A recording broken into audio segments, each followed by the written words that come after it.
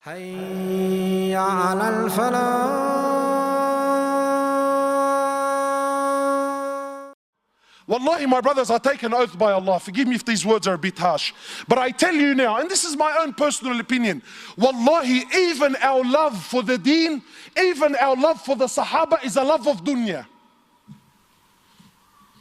Nobody here loves Umar ibn al-Khattab.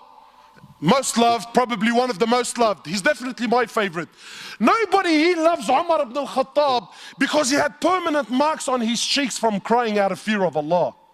Nakas. We love Umar ibn al-Khattab because when his name was mentioned, the kuffar used to shake in their knees. No one loves Umar ibn al-Khattab because he had permanent marks on his shoulders. Why? Because he was servicing the community in the late hours of the night when everyone was asleep and wasn't watching. You don't love Umar for that. You love Umar because he was a man, brother. When he rocked up, cause everyone buckled. The Prophet of Allah, who we claim we love. Because I'm sure you're thinking in your mind, Wallah, brother, may Allah reward you. Very nice khutbah, very emotional, very touching. Because you don't understand what this person did to me is unforgivable. And I repeat, there is absolutely no scenario. I don't care if he shot your mother, he shot your father, he raped your child. I don't care what scenario you could possibly throw at me. Forgiveness is the key. The Prophet of Allah for 13 years in Mecca, live this with me. 13 years in Mecca, prosecuted, harmed, sworn at, spat at, had dust thrown in his face. They killed his companions. For what? For what? What crime did he do? What crime did he do? What? He looked at someone's sister? What? He didn't cough up his money at the end of the business transaction? What crime did he do? 13 years. They boycotted him and his family for 3 years.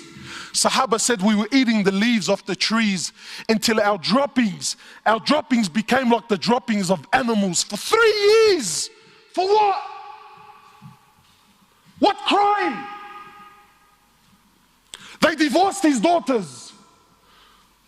Sumayya radiallahu in front of the Prophet, publicly. I'm not telling you, Allah, you know what, that they started sending around a WhatsApp video about what. No. Publicly, live, in front of the Prophet and his companions, they grabbed Sumayya, a woman. They grabbed her publicly. They opened her legs in front of her husband and her son, and they rammed a spear into her private parts until they killed her. They exiled him from his land, Mecca, exiled him for 18 months in Medina. 18 months he was crying. Why? Because he was missing the Kaaba so much. They stabbed his pregnant daughter.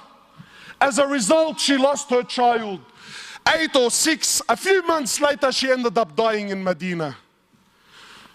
He buried every one of his children while he was alive, except for Fatima.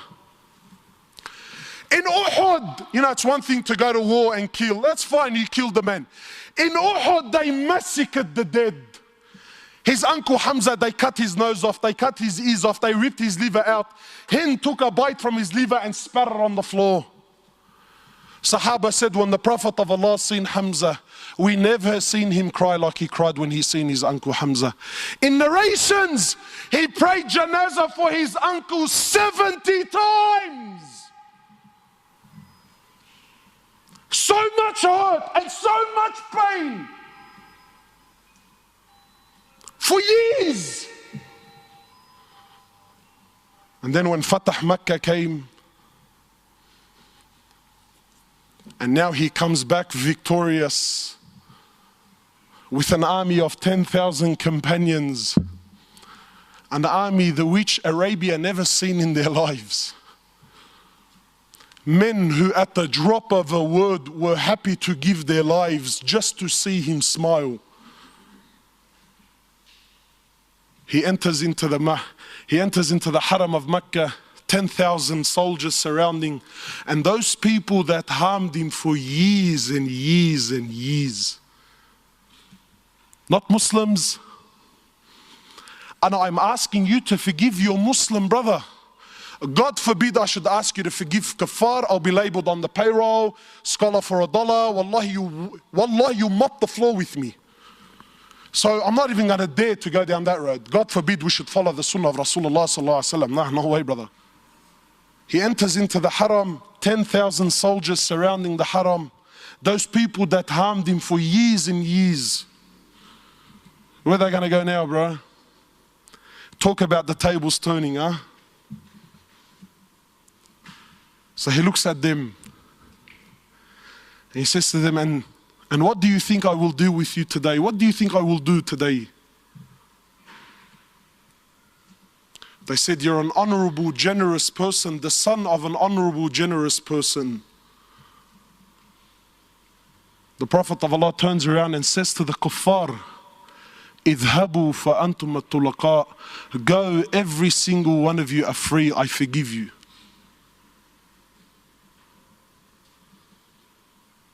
Where's this sunnah in our lives, man? Where's this deen?